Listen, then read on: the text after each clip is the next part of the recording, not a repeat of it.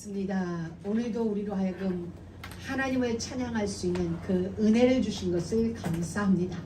하나님의 은혜가 아니고는 우리는 아무것도 할 수 없는데 하나님이 우리에게 은혜를 끼쳐 주셔서 하나님을 예배하게 하시고 찬양하게 하시고 오직 예수라 고백할 수 있는 그 은혜 주신 것 감사합니다.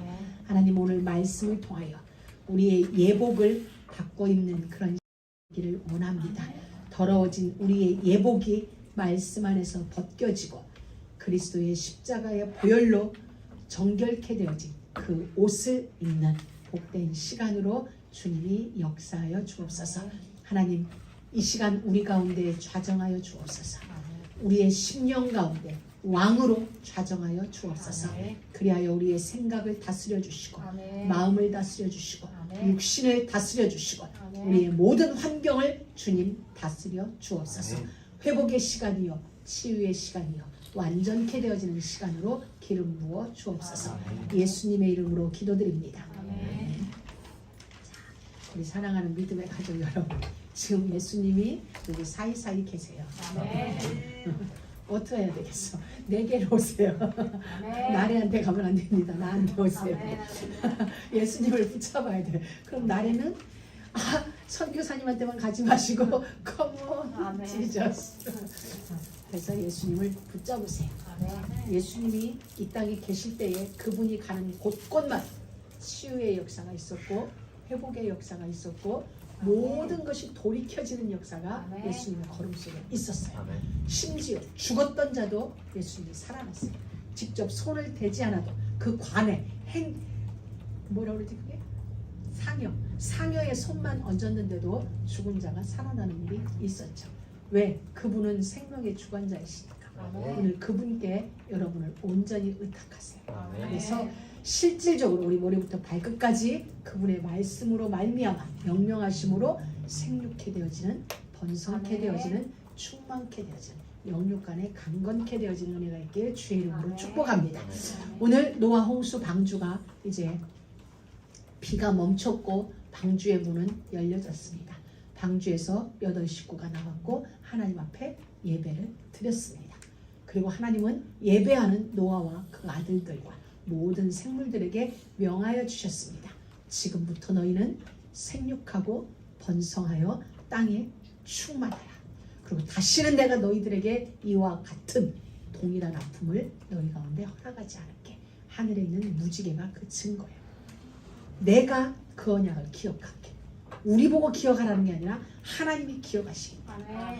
그로부터 이제 이 노아의 아들들의 이야기가 시작되었죠. 새로운 시대의 시작은 바로 예배이었고 하나님의 축복의 메시지였고 그 말씀은 그대로 약속과 함께 하나님이 기억하시는 그 언약의 말씀과 함께 우리 가운데서 지금도 진행되어지고 있어요. 노아의 아들들은 셈과 함과 야벳이며 함은 가나안의 아비라. 굳이 가나안이라는 단어를 안 써도 돼요. 근데 이 성경은 모세가 기록했어요.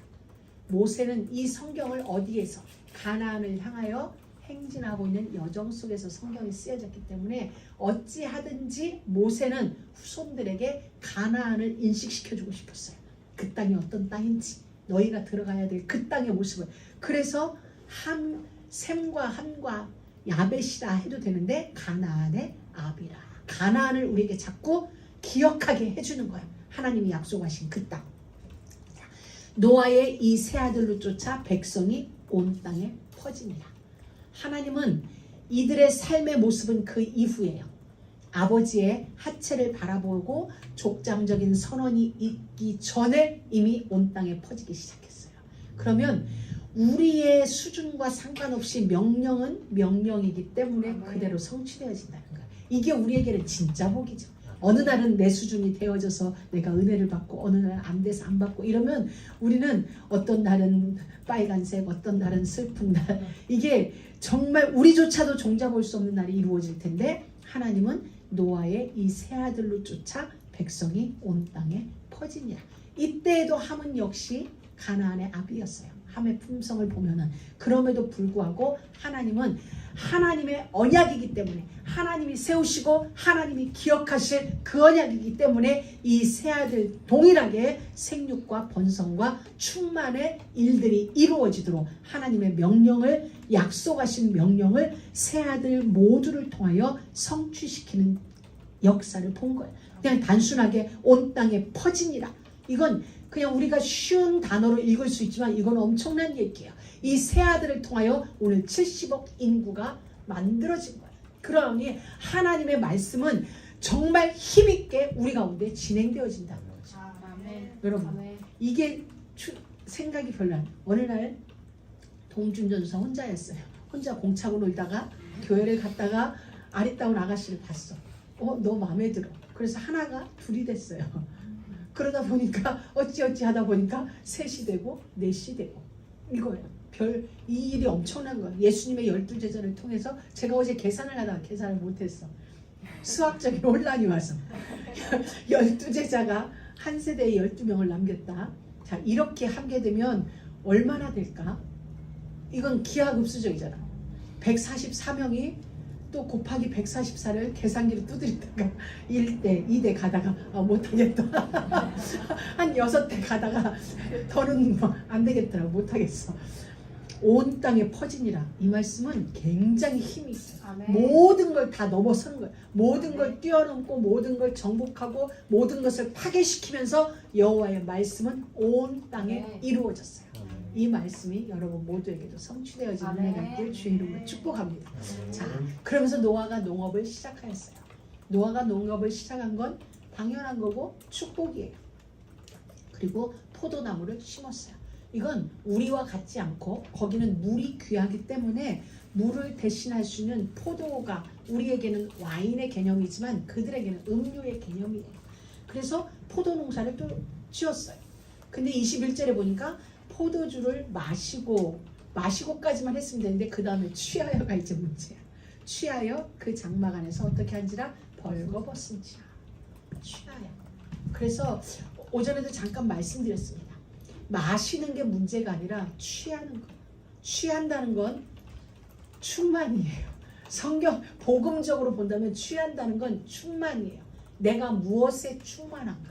나의 영적 상태가 무엇에 충만한가? 그거에 의하여 나는 지배받게 되어 있어요. 그것이 나에게 충만한 그것이 나를 지배해요. 시작은 내가 해요. 시작은 내가 하는데 결국은 그것이 나를 끌고 가게 돼 있어요. 내 인생은. 그래서 하나님은 어디까지 취하지 말라고 계속 우리에게 말씀을 주시는 이유가 바로 그거예요. 그거에 의하여 내가 지배를 받고 그거에 의하여 내가 조종당하기 때문이에요. 내가 시작해놓고 내가 조종당하고 자, 그래서 결국은 어떻게 벌거벗은지라 수치를 드러내는 일을 하게 되어진 거죠. 자, 가나안의 22절 가나안의 아비 함이 그 아비의 하체를 보고 이렇게 되어졌어요. 여러분 눈으로 보고 귀로 듣는다는 게 얼마나 중요한지 몰라요. 또 다른 말로 하면 얼마나 무서운지 몰라요. 내가 무엇을 보느냐 내가 본 그것에 의하여 나는 틀림없이 영향을 받게 되어 있어요. 내가 들은 그거에 의하여 내가 영향을 받게 되었어요. 영향을 받지 않으려면 내가 본 그것보다 내가 들은 그것보다 더 강한 무엇인가가 내 안에 심지가 기둥이 세워져 있으면 보고 들은 거에 영향받지 않지만 이 나에게 기둥이 가치관이 정확하게 힘있게 세워져 있지 않으면 내가 본 그것에 나는 분명히 유혹이 돼요. 내가 들은 그것에 유혹이 되게 되어져 있습니다. 그래서 오늘 이 가나안의 아비 함은 아비의 하체를 보게 된 거예요. 그 옛날 하와가 선악을 알게 하는 나무의 실과를 본 것과 같이 이 가나안의 아비 함이 아비의 하체를 보았어요. 봤으면 여기서 뭔가를 멈췄으면 돼요. 여기서 멈추고 자기가 뭔가 아비는 곧 나잖아요. 아비의 부끄러움은 곧 나의 부끄러움인데 이 아들은 그 아비의 부끄러움을 밖에 나가서 조롱하듯 비난하듯 형제들한테 얘기했다는 게 문제예요. 본 게 문제가 아니라 봤을 수도 있죠. 어떻게 하다가 방문을 열고 들어갔는데 아버지가 훌러덩 벗고 있으니 보여지는 걸 어떻게 하겠어. 문제는 그 다음 행위인 거죠. 그걸 멈추든지 달리했으면 되는데 우리는 그래서 셈과 함과 야벳의 그 행동을 보고 어찌 된 걸 알 수 있는 거야. 함은 그 이야기를 한 거예요. 밖에 나가서 셈하고 야벳한테 야 우리 아버지가 지금 포도주에 취해가지고 아랫도리를 훌러덩 먹고 자고 있어. 이것을 그냥 이야기를 하게 된 거예요. 여러분 우리가 어떤 말을 한다고 그럴 때 만약에 함이 이 일이 아비의 수치가 곧 나의 수치요 가문의 수치요 내가 어찌해야 돼 내가 책임지고 아비의 하체를 가려야 되겠다는 어떤 의식이 있었다면 거기까지 안 갔어요. 내 선에서 처리가 됐고 내 선에서 덮어졌어요. 근데 그게 되지 않은 거예요. 문제는 여기 있어요. 저는 이번 메시지를 준비하면서 제 양심에 굉장히 뭐라 그럴까 주저되는 게 정말 많았어요. 와 이걸 내가 해야 되나. 왜냐면 제가 우리 목사님하고 싸울 때 다툴 때 제일 많이 했던 소리 중에 하나가 뭐냐면 당신은 전도자잖아. 당신은 목회자잖아. 목회자가 그러면 안 되는 거 아니야? 이 말을 저는 정말 많이 했거든요. 이 말을 하고 저는 그 말 앞에서 하나님 앞에서 내가 바로 다른 그 누구가 아니라 맞는 말이었는데 그 말은 틀렸다. 목회자고 전도자지 그가 도덕 선생이진 않지 않나. 그는 이 땅에 도덕과 윤리를 전파하러 온 게 아니라 복음을 선포하러 왔는데 복음을 선포한다는 그거면 되는데 나는 거기에다가 플러스 그러니까 너는 도덕 선생이 돼야 되지 않겠어? 윤리적으로 합한 선생이 돼야 되지 않겠어? 라고 내가 함이 되어서 이 일을 하고 있더라고. 그런데 와 그러니 더 나가지질 않는 거야 메시지가. 더 나갈 수 거기에 딱 걸려서 나였구나. 이 함이 다른 그 누구가 아니라 내가 이와 같은 일을 했구나. 내가 그 아비의 하체를 보고 덮어줘야 되는데 나는 그 일을 하지 못했구나. 힐라라는 자리에 내가 서 있었구나. 그래서 함은 정복당하지 않으면 안 된다는 게 저의 메시지였어요. 자, 함은 단순히 아비의 하체를 보아서 저주를 받은 게 아니에요. 보았기 때문에 문제가 된 게 아니고 보았기 때문에 어떤 일이 되어진 게 아니에요. 그것을 2차적으로 3차적으로 여파를 만들어냈다는 거예요. 그 일이에요. 우리 모두는 여기에서 자유로울 수 없어요. 저도 이 메시지를 준비하면서 저에게서 자유롭지 못했어요. 저에게서. 그러면서 또 하나 저는 제가 한 메시지를 월요일 딱 한 번 들어요. 왜냐하면 더 못 듣겠는 거예요. 목소리도 이상하고 또 하나는 왜 단어를 이런 거밖에 사용을 할 수가 없었지. 왜 더 고상한 단어가 있을 텐데 왜 언어적 한계를 느끼는 거예요. 제가 옛날에는 이렇지 않았는데 언어가 제법 다양했는데 왜 이렇게 언어가 이렇게 제한되어지지. 이런 거에 대하여서 그냥 부끄럽고 저 자신에게 이 정도밖에 안 됐어?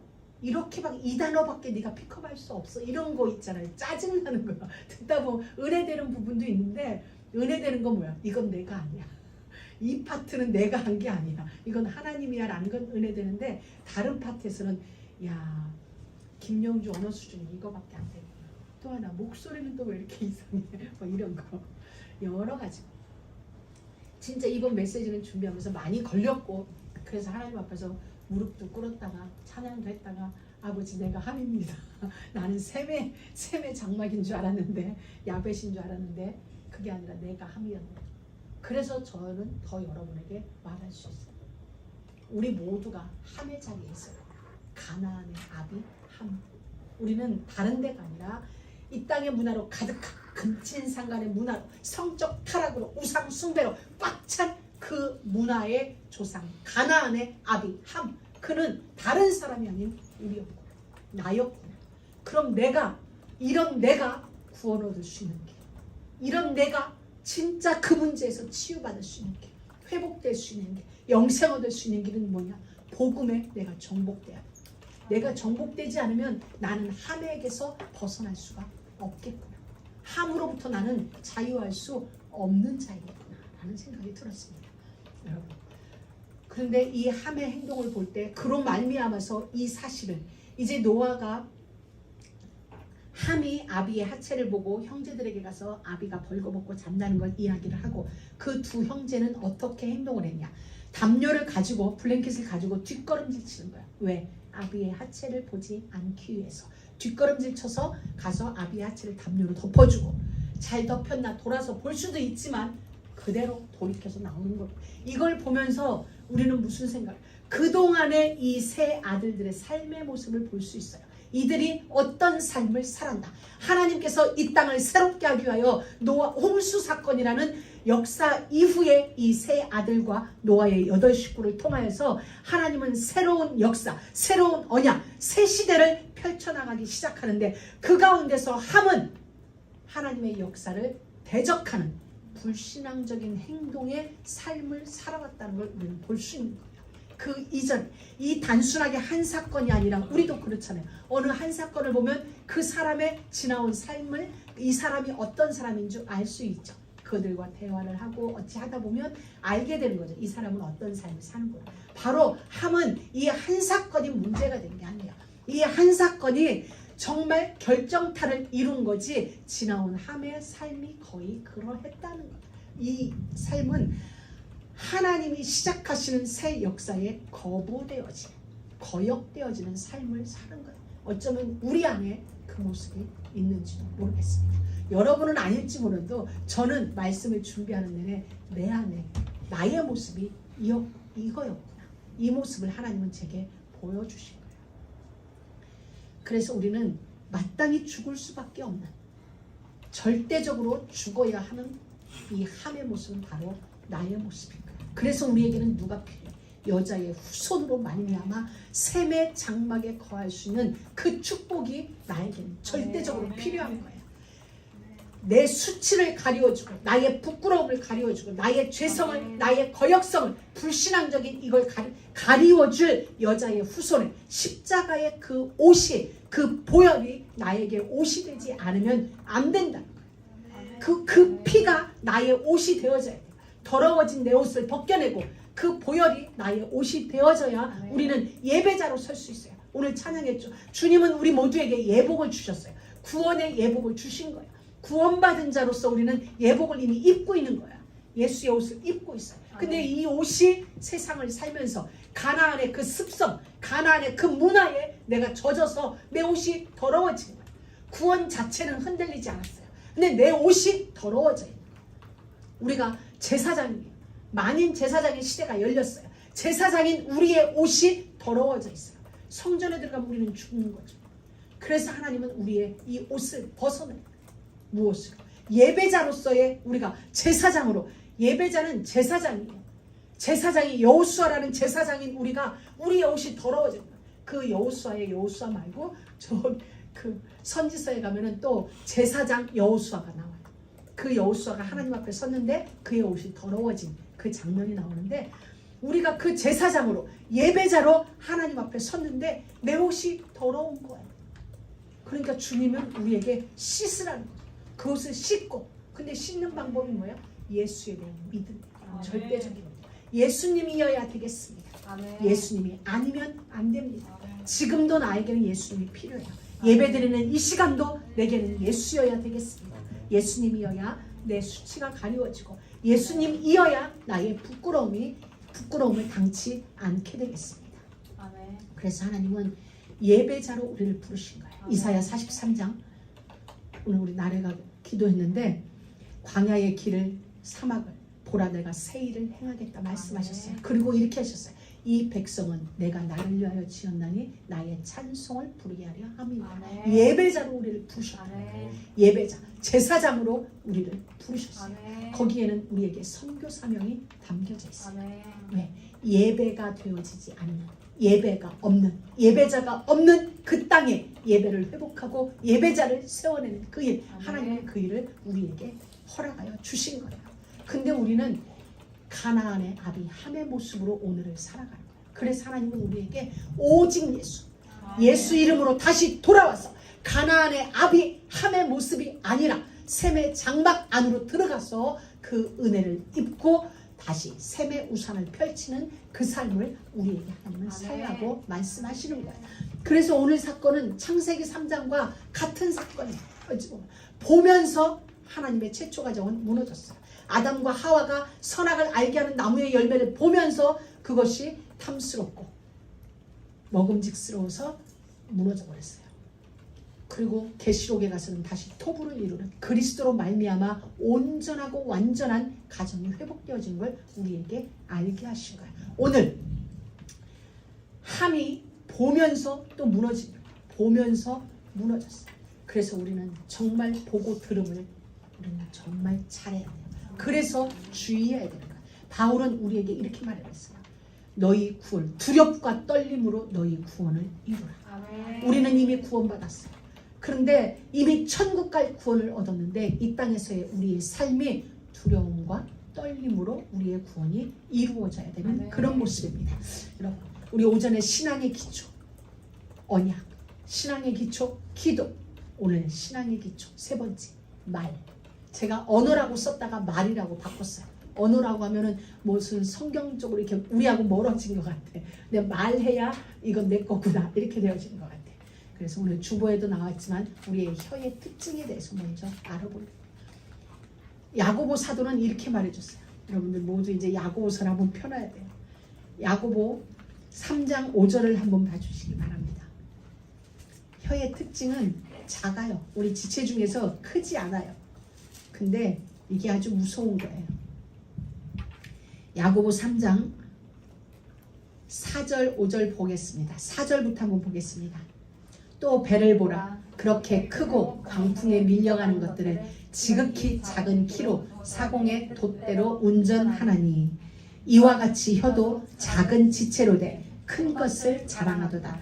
보라 어떻게 작은 불이 어떻게 많은 나무를 태우는가. 6절에 혀는 곧 불이요 불의의 세계라. 혀는 우리 지체 중에서 온몸을 더럽히고 생의 바퀴를 불사르나니 그 사르는 것이 지옥불에서 나느니라. 아멘. 무서운 말이죠. 우리 지체 중에 혀가 제일 작아요. 근데 이게 뭐와 제일 연결돼 있어? 지옥불과 우리 혀가 연결돼 있어요. 여러분 혹시 이런 말 들어봤는지 모르겠어요. 옛날 우리 어른들이 혀 밑에 도끼 들었어. 이렇게 말씀들 많이 하셨거든요. 말 조심하라는 얘기죠. 혀는 우리 중에 가장 작아요. 근데 야고보 3장 6절에 보면은 우리 몸에서 가장 작은데 이걸 컨트롤하기가 제일 어려운 거예요. 머리는 내가 무스를 발라놓으면 그대로 있어. 눈 화장해 놓으면 하루 종일 그냥 가요. 근데 우리의 혀는 어떻게 통제하기가 쉬운 것 같은데 어째 이렇게 말을 안 듣는지. 통제하기가 제일 어려운 게 우리의 혀예요. 그래서 이것이 어떻게 우리 온몸을 더럽힌다고 말하는 거예요. 왜?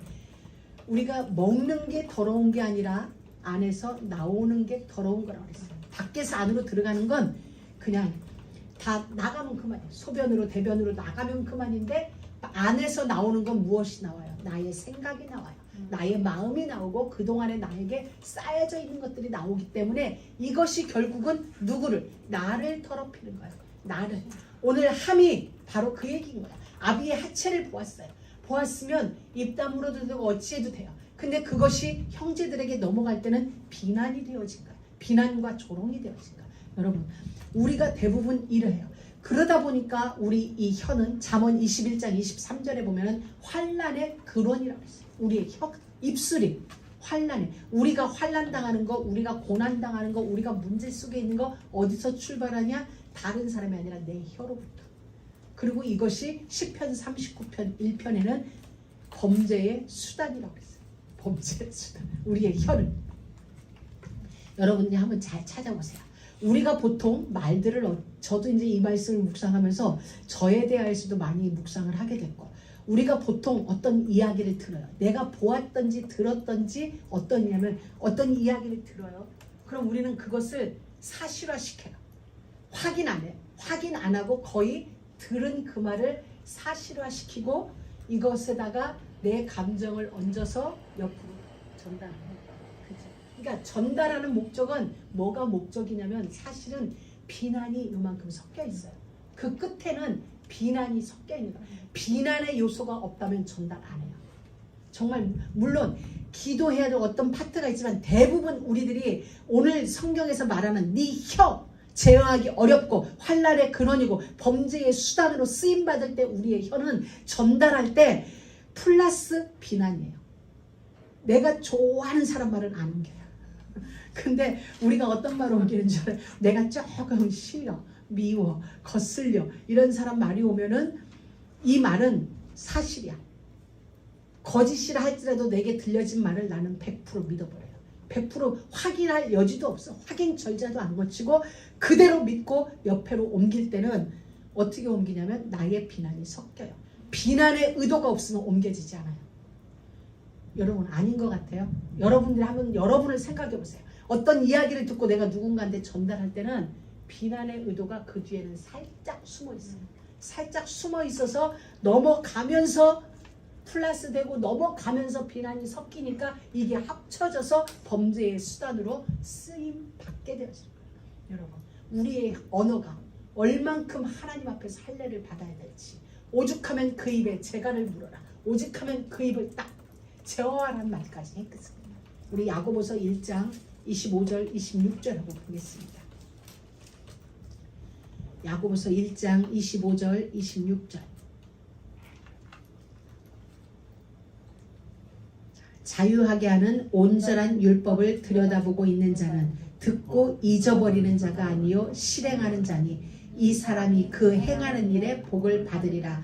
누구든지 스스로 경건하다 생각하며 자기 혀를 제갈먹이지 아니하고 자기 마음을 속이면 이 사람의 경건은 헛것이라. 자, 경건에 대하여 말을 해주고 있어요. 그런데 혀에 입에 제갈물이지 않으면은 경건이 다 헛것이다는 거야. 그것은 경건은 그리고 네 마음을 결국은 속이는 거다라고 이야기를 해주는 거야. 그래서 우리가 말을 듣거나 보거나 그리고 옮긴다 이런 앞으로는 우리의 혀를 진짜 주의해야 돼.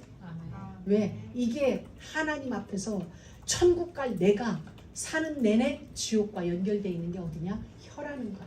혀라는 거야. 그래서 이 혀를 우리가 정말 제어하지 않으면 성경의 혀에 관하여 여러분들이 한번 찾아보세요. 엄청난 시편 잠언에 볼 것 같으면 이 혀에 관한 말들이 무수하게 많아요. 그것을 가장 신랄하게 해준 건 이제 야고보서. 신약에서는 이 야고보가 누구냐면 예수님의 형제예요. 마리아에게서 태어난 아들 예수님의 형제 야고보거든요. 그가 우리에게 강조해 주는 말, 이 혀에 대하여 아주 강하게 말을 해주고 있어요. 우리가 대부분 탈이 뭘로 나요? 혀로 탈락을 해요. 오랜 관계가 무엇으로 틀어져요? 말로 틀어져요. 말로 상하고 말로 상처받고 말로 상처 주고 말로 내 금전 털고 말로 뭐하고. 그러기 때문에 오늘부터는 나의 신앙의 기초 언약과 기도는 우리가 훈련으로 잘 돼요. 이 말도 훈련합니다. 그래서 보면은 어떤 사람들은 진짜 어떻게 저렇게 좋은 말을 어떻게 저렇게 기분 나쁘게 할 수 있을까? 재주다. 그런 사람들이 있거든요. 그저께도 이랬어. 내가 참 신비롭다 이랬어요. 이제 뭔 일이 있어서 옷을 사러 어디를 가자 이랬어요. 그랬더니 당연히 가는 거 아니야? 이러는데 내가 혼자 속으로 아니 그게 왜 당연히 가는 거야? 은혜지. 그리고 안 가면 어쩔 건데 당연히 가야 되는 거 아니었어 하는데 참 재주다. 듣는 내가 생각이 참 재주다. 어떻게 저렇게 말할 수 있지? 근데 의외로 있거든 우리 주변에. 참 재주다. 그래서 우리는 진짜 말을 정말 주의했어요. 너무너무 좋은 말은 너무너무 듣기도 좋게 해야 돼. 근데 저도 그런 거에 미스를 많이 하거든요. 왜냐면 저도 이렇게 돌아보면 이렇게 말하지 말아야 되는 건데 그럼 이제 저를 돌아보면 참 거침없이 큰 것도 에라다.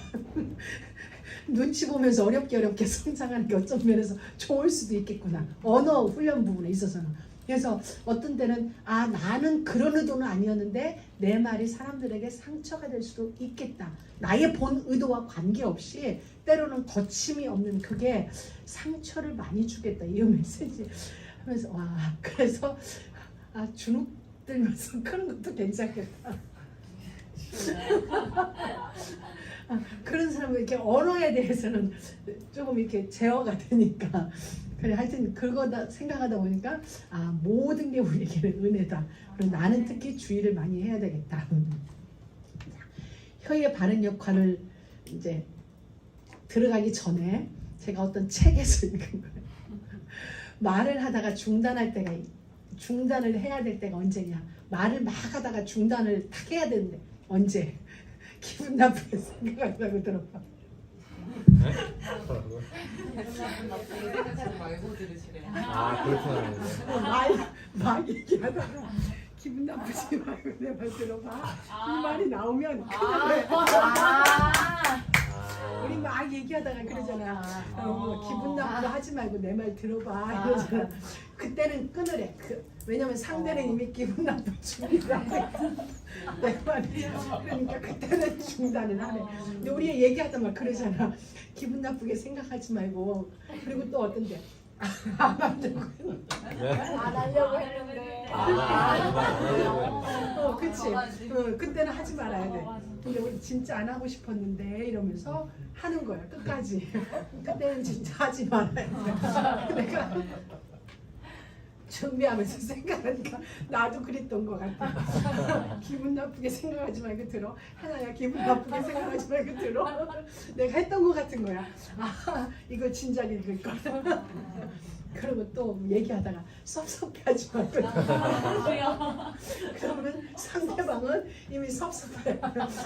듣는 순간 섭섭하지. 그리고 나는 알고 있어. 이 말을 하면 상대가 섭섭하다는 거. 이 말을 하면 상대가 기분 나쁠 걸 알아. 아니까 기분 나쁘지 말고 들어. 섭섭해하지 말고 들어. 안 하려고 했는데 그건 안 할 말이거든. 근데 우리는 해. 그리고 또 싸우다 보면 할 말을 해야겠어. 그럼 운이야 나할 말 하지 마. 할 말 하지 마. 지금부터는 할 말 하지 마. 우리가 어른이 된다는 거. 아이고 손수건 어디 갔다 나와. 코가 나오려고 그러네. 우리가 어른이 된다는 건 그만큼 나를 제어할 수 있는 거. 성숙해진다는 건 나를 제어한다는 거. 할 말은 해야겠어가 아니라 할 말은 있는데 참을게. 그래. 거기까지 나왔으면 참을게 그래야 돼. 그럼 또 기억이 하네. 듣고 싸우지. 우리 참 아이러니한 사람들. 우리도 우리 옛날에 부부싸움하다 보면 야, 하고 싶은 말 있는데 안 한다 참는다 그럼 해봐 들을게 그래놓고 하고 나면 싸워. 그리고 특히 어른들이 아이들한테 다 너 잘 되라고 하는 얘기야. 이건 내 기준이지. 그 말을 듣는 자녀들은 그게 상처야. 우리는 잘 되라고 하는 말인데 그 아이에게는 그게 상처가 될 수 있다. 돌아보니까 나도 그 말을 참 많이 한 것 같아. 내 기준에서 너 잘 되라고 하는 건데 그 아이의 기준에서는 그게 아닐 때는 상처가 되는 거지. 그래서 내가 나도 웃음이 나오는데 이렇게 요 말이 나오면은 중단을 안 해. 알았죠? 기분 나쁘게 생각하지 말고 들어. 할 말은 해야겠어 하지 마. 섭섭해하지 말고 이미 섭섭해 상대는. 다 너 잘 되라고. 아니 너 잘 될 거 하지 말고 나 잘 되면 그도 잘 돼. 바로 그거였어요. 노아가 정확하게 정도에 서 있었다면 합은 함에게 그 일은 일어나지 않았어요.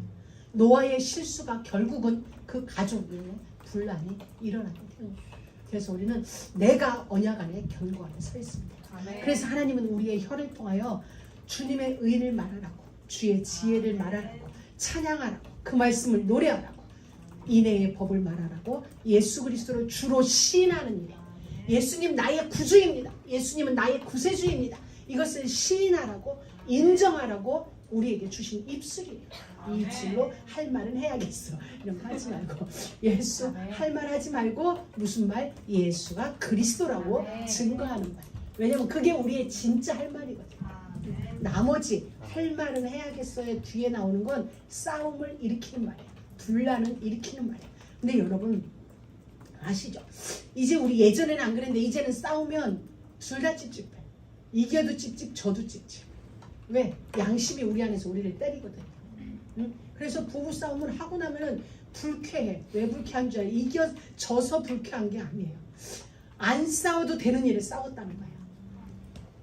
그것 때문에 이미 양심은 알아요. 싸우지 말아야 된다는 걸 아는데 싸운 것에 대하여 상대의 어떤 일이 화나는 게 아니라 물론 싸움이 시작되어지는 발단 원인은 있어요. 근데 싸우고 나면은 내가 여기에 졌다는 것 때문에 2차 화가 나는 거예요. 사실은 싸우다 보면 결국 안 그런 것 같아? 전혀 나는 안 그래. 우리가 그렇잖아요. 부부도 마찬가지고 옆 사람 누구와도 마찬가지고 어떤 것 때문에 시비가 걸리면 그것 때문에 화나는 게 아니라 내가 거기에 말려들었다는 것에 대하여 내가 겨우 그 수준밖에 안 돼. 결국은 나를 향한 자책이 2차 피해를 일으키는 거예요. 그래서 우리는 그래 내 혀 잘 사용하자. 예수님을 그리스도로 고백하고 예수님이 그리스도라고 전하는 것 외에는 그냥 내 혀를 꽉 제갈목이자 아멘. 딱 제어해놓자. 말 진짜 조심해야 돼. 그리고 그 언어 때문에 우리는 무례하다는 소리를 듣게 돼요. 사랑은 오래 참고 온유하며 무례히 행치 아니하며. 이 무례함이 어디서 시작돼요? 언어거든요. 언어. 그래서 우리는 이 언어 훈련도 해야 돼요. 언어 훈련도 집에서도 해야 되고 특히 교회 안에서 더더욱 해야 되고. 우리가 제가 교회 안에서 많아요. 여러분들 교회 안에 들어왔는데 저는 여러분들을 향하여 아무개 전도사라고 부르는데 여러분들은 이름 막 부르더라고요. 그래서 내가 무엇이야? 나만 아무개 전도사 이러고 지네끼리 이름 다 부르고 야야 하는데 야 이거 어떡할까? 간판 다 떼어? 앞으로는 이런 거예요. 여러분 우리가 볼 때는 저도 선교사라는 호칭을 듣기에 부족함이 정말 많아요. 그럼에도 여러분이 저를 불러주면서 저는 선교사의 자질을 갖춰요. 여러분들이 우리 전사님들 교회 안에서 전도사라고 부르는 건 그를 키워주는 거예요. 키워줘. 우리가 집에 가면 와이프고 친구이지만은 불러주는 거예요. 왜? 그 이름이 그를 만들어요. 이름이 그를 만들어주는 거예요. 그래서 여러분들이 서로 그렇게 불러줘요. 그러면은 오늘은 그가 그 자격을 못 갖출 수 있어요. 거기에 걸맞지 않은 사람일 수 있어요. 근데 여러분이 계속 그럼에도 불구하고 끝까지 전도사님, 전도인님 불러주는 거예요. 미래 권사님 불러주는데 어느 날 그는 그 자리에 서 있어요. 아멘. 누가 그를 세웠어요? 우리가 그를 세워주는 거예요. 이게 우리 한 사람 한 사람이 세워주는 일꾼이 되어지는 거예요. 내가 그 자리에 있고 꼴을 따라서 우리가 계속 불러줘요. 옛날에 우리 때는 그런 얘기가 있었어요. 어느 두 부부가 나이 드신 리타이어한 부부가 이제 시골에 가서 전원 생활을 위해서 시골로 가서 사는 거예요. 근데 이 여자가 맨날 남편을 부르면서 그냥 이름을 부른 거야. 동준아 일로 와봐. 동준아 놀러 가자. 그러니까 옆집 사람들이 늘 하는 말이 어머 저 집은 정말 친구처럼 잘 지내. 막 그래요. 근데도 얼마 지나니까 동네 사람들도 따라서 동준네 가자 이러는 거예요. 동준네 집 놀러 가자. 거기 동준네 같이 가. 세월이 흐르면서 그렇게 들은 걸 보고 아이들까지도 동네 아이들까지도 어디가 그럼 동준네 뒷집 이걸 보고 어느 날 그 와이프가 이건 아니다. 이제 와서 고칠 수도 없고 어떻게 할까? 그래 이사를 했어요. 이사를 해서 거기서부터는 어떻게 하냐면은 이사님 부른 거예요. 자기 남편을. 그러니까 동네 사람들은 뭔지도 모르고 모든 동네 사람이 그를 이사라고 불러주는 호칭. 누가 시작했어요? 누가 하고 누가 만든? 나예요. 여러분들이 서로에게 존중의 의미를 담아서 그리고 그를 양육해주는 그 의미를 담아서 여러분들이 저 밖에 나가서는 어떤 호칭을 써도 상관없어요. 그런데 우리 안에서는 이제 하나씩 우리도 이 훈련을 해야 돼요. 그래서 외부에서 누군가가 오든 안 오든 간에 우리는 그를 키워주는 거예요. 그러면 점점 우리가 불러주는 대로 우리가 그의 이름을 불러주는 대로 그는 나에게로 와서 꽃이 되었다. 아멘. 내가 돌이라고 부르면 그는 나에게 돌이 되지만 내가 그를 꽃이라고 부르면 그는 내겐 영원한 꽃이 됩니다. 여러분 모두에게 그렇게 언어적으로. 그래서 오늘 주보 결론 우리 다 같이 한번 읽어보도록 하겠습니다. 생명의 말씀을 항상 밝혀 나의 다름질도 헛되지 아니하고 수고도 헛되지 아니하므로 그리스도의 날에 나로 자랑할 것이 있게 하라. 항상 복종하여 두렵고 떨림으로 너의 구원을 이루라. 아멘. 저는 어제 로마서 2장, 3장, 1장에서부터 한 4장까지를 읽으면서 와, 이 말씀을 내가 진작 알았더라면 나는 이 길을 안 갔을 수도 있겠다 라울 만큼 두려웠어요. 선생이 된 내가 도적질 하지 말라고 가르치는 네가 도적질 하겠느냐? 간음하지 말라고 가르치는 네가 간음하겠느냐? 이 말씀을 듣는데 우리는 우리 강단에서 도적질하지 마세요. 간음하지 마세요. 그 말을 안 해요. 그러나 내가 예수는 그리스도라고 하는 말 속에 도적질하지 말라, 간음하지 말라, 이 모든 성경의 모든 법이 그 안에 다 함축되어 있는 거야. 그러면 나는 예수를 여러분한테 선포할 때 그 안에는 도적질하지 마세요, 간음하지 마세요, 이웃을 향하여 비난하지 마세요, 이웃의 하늘을 탐하지 마세요. 이 모든 그리스도의 언약이 그 속에 다 감추어 있어요. 그런 내가 그 일을 범한다. 나는 심판을 면할 수가 없다. 내가 진짜 그 옛날에 이 법을 알았더라면 정말 무서웠겠다. 그때는 하나님이 아무것도 모를 때 그랬구나. 그래서 우리는 진짜 여러분들이 시간 되면 로마서를 한번 2장 3장 읽어봐 주세요. 그래서 항상 복종하여, 말씀에 복종하여, 두렵고 떨림으로 나의 구원이 이루어지는 그 삶 속에 우리 모두가 있기를 주의 이름으로 축복합니다. 하나님 감사합니다.